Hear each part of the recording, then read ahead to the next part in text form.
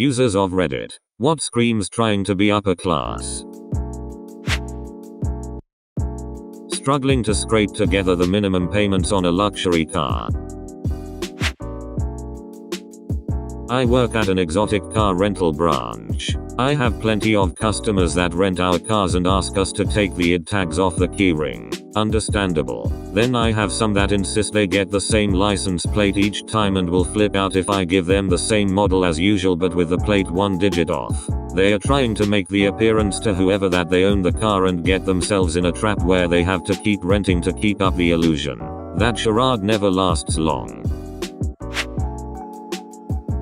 Rich people on Instagram are probably mostly fake rich, buying followers. If I were a billionaire, I would not want to be tagged partying on a yacht, especially not in 2020. The only rich people that like to be tagged on their yachts are stupid kids and celebrities that make a living off being a public figure. Most mega rich people that can afford a yacht don't want people to find them through social media.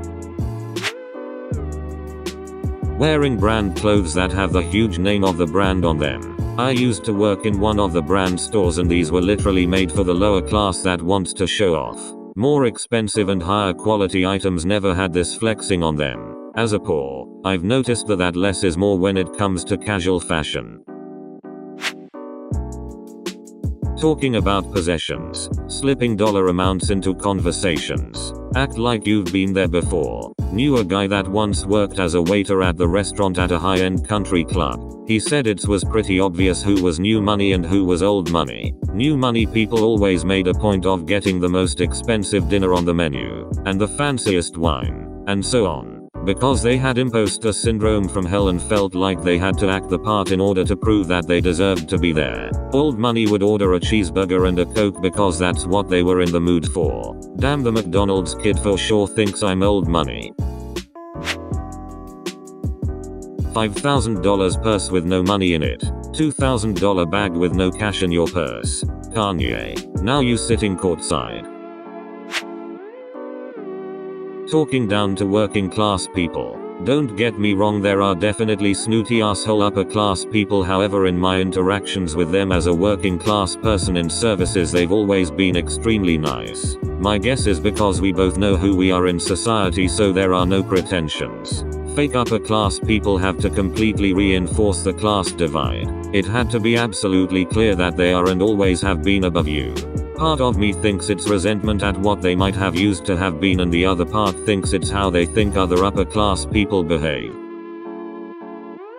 This is absolutely true. I used to be a bartender in a very high-end hotel. Our clientele was comprised almost entirely of upper echelon business workers, mid-high-end weddings, and high-end banquets. People with serious money don't give a fuck.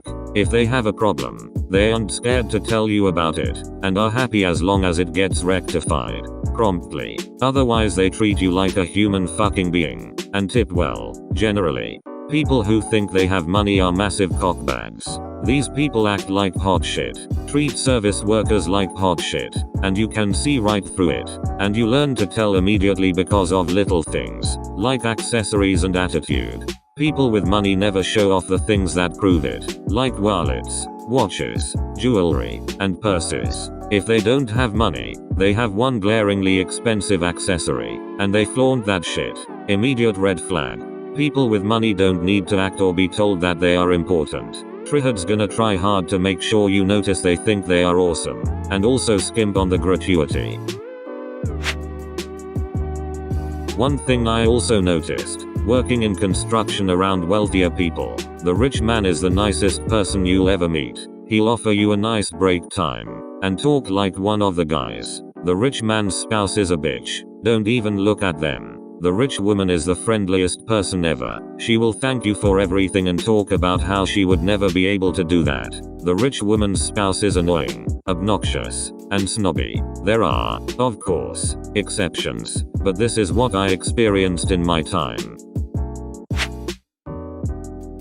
Taking out loans to get your family on a little vacation. My friend is doing this. I told him to save up for a trip like that. Apparently stuff around the house is stressing both him and his so badly with their kids that they are fighting over taking out $20,000 or $30,000 to go on a vacation.